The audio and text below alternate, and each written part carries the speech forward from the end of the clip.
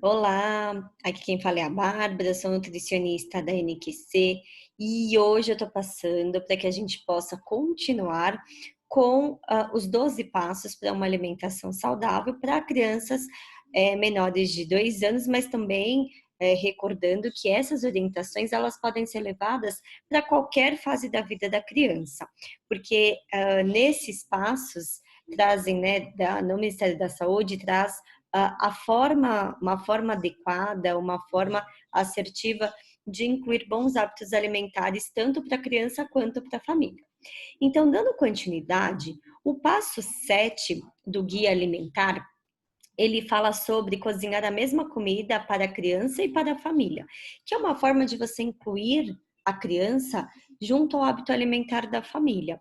Então, fazendo a mesma alimentação, a mesma apresentação, faz com que a partir de 1 ano a recomendação seja que a criança tenha o mesmo hábito alimentar do que a família, sempre priorizando alimentos mais saudáveis, regularidade na hora de ter esta alimentação, né? Então, ter horários regulares, mesmo aos finais de semana, para que a criança entenda que a criança ela funciona com rotina, que ela entenda que aquele hábito alimentar deve ser incluído em sua alimentação.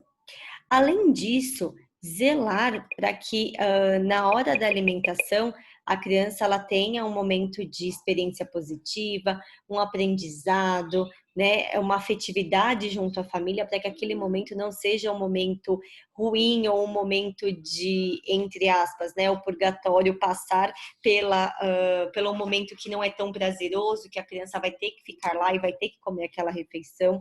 Então, passar este momento de alimentação com a família tem que ser algo leve, algo tranquilo. Caso a criança tenha uma recusa alimentar, tentar entender por que a criança não quer comer, né? Tentar entender quais são os sinais dela de fome, saciedade, se a criança já está cheia ou não, né? Se algo está incomodando, né? Se tem algo na preparação que ela não está sabendo, né, explicar. Muitas vezes a criança fala que quer ou não quer, mas tentar entender. Muitas vezes nessa fase da vida, o pré-escolar principalmente, não sabe verbalizar todos os seus, né, exteriorizar todos os seus sentimentos, dando nome realmente. Então, às vezes a criança rejeita, fala que não quer, vira o rostinho, põe a mão afastando a colher. Então, a gente precisa entender se é a textura, se é o sabor. Então, muitas vezes, a cor, a apresentação do prato acaba sendo um ponto de recusa da criança, assim como a textura. Então, tentar entender o que está acontecendo é fundamental para que este momento de alimentação junto à família seja um momento prazeroso, não um momento de angústia para os pais. Em relação à questão de fome e saciedade, quando a criança diz que está cheia e você percebe que a criança já comeu uma quantidade importante do prato, não insista, não fique falando, ai, só mais essa para ficar forte. Não, a criança não quis comer, ela comeu já uma quantidade que ela preencheu a sua capacidade, seu volume gástrico, então não insista, né? Agora, se a criança tem sinais aí de prostração, se a criança não está bem alguns dias sem comer de forma adequada, aí sim é interessante conversar com o pediatra para ver se tem alguma questão além mesmo da inapetência fisiológica que é habitual nesta fase. Tá? Então, muitas vezes a porção que os pais gostariam que a criança comesse não é realmente a porção que a criança consegue comer, né? Então, tem muito essa questão que a gente sempre fala com os pais, porque muitas vezes o pai projeta uma quantidade que acredita que seja adequada para a criança, mas é uma porção muito maior do que a criança consegue suportar. Então, por isso que a gente também precisa ficar atento a esses sinais aí de fome e saciedade da criança.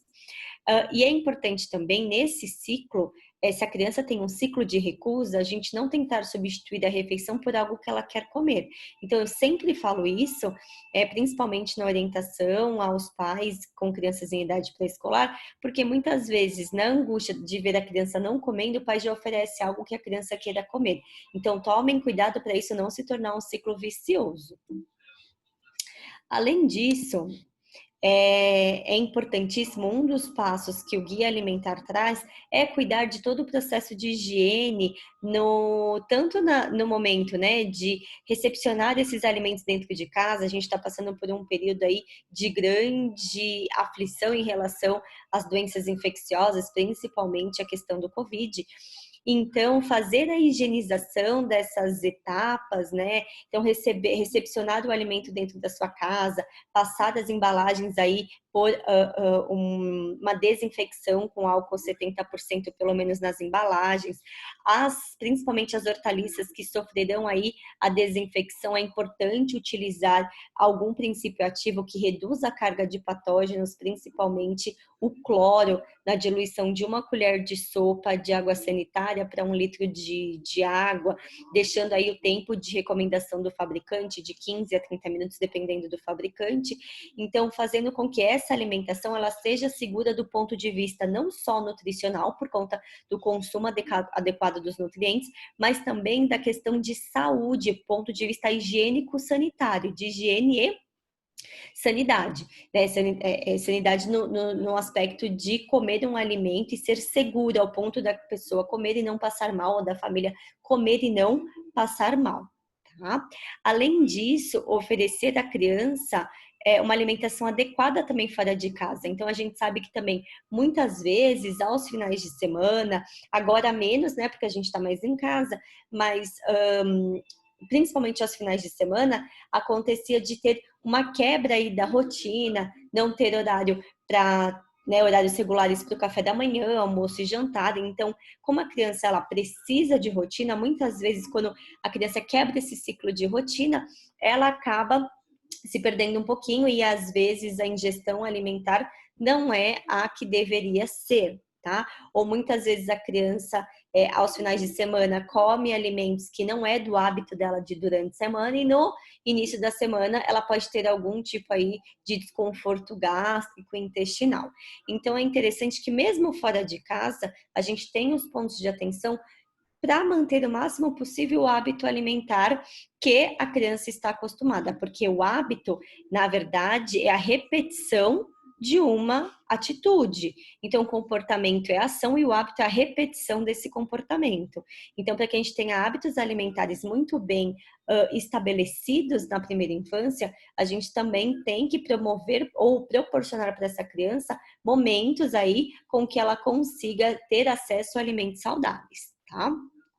E como último passo do Guia Alimentar para a População menor de 2 anos, diz e também orienta tanto os profissionais da área da saúde, quanto também a família brasileira a proteger a sua criança da publicidade infantil dos alimentos.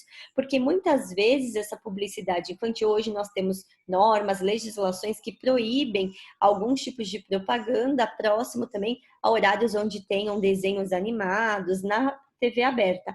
Agora, nos canais fechados, a gente percebe que existe uma grande publicidade em torno aí da criança.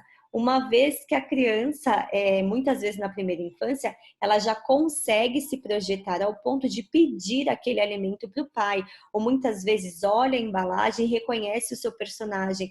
Então, muitas vezes a escolha, o poder de compra, né, continua sendo dos pais, mas a solicitação para compra acaba sendo atendida pelo pedido do filho, né? Por conta que viu a embalagem, viu o seu personagem, mas não se leva em consideração no momento da compra, efetivamente, a qualidade nutricional do alimento que você está levando para casa. Então, por conta disso, é interessante o máximo possível a gente livrar a criança, né, de às vezes ir a um fast food e comprar um determinado combo que vem uma surpresa. Então isso estimula a criança sempre querer voltar por uma repetição aí de comportamento, uma vez que a criança vai ter o reforço positivo, porque se ela comer o lanche, que é algo que ela já gosta, também vai ganhar aí um presente com essa alimentação. Então, por conta disso, é interessante que a gente não tenha esses comportamentos de maneira excessiva, para a criança também não linkar, né, essa questão de reforço positivo de uma alimentação que não é tão saudável. Desta maneira, a gente encerra aí a apresentação dos 12 passos para uma alimentação saudável para crianças abaixo de 2 anos. Eu espero que essas informações vocês possam aplicar na casa de vocês, uma vez que a rotina familiar ela está muito mais presente nesse período de quarentena. Eu espero ter ajudado e qualquer situação que vocês tenham aí de dificuldade ou algum ponto a ser esclarecido, não se esqueçam que toda segunda-feira nós estamos online no chat da escola, das 14 às 15 horas. Muito obrigada e até a próxima!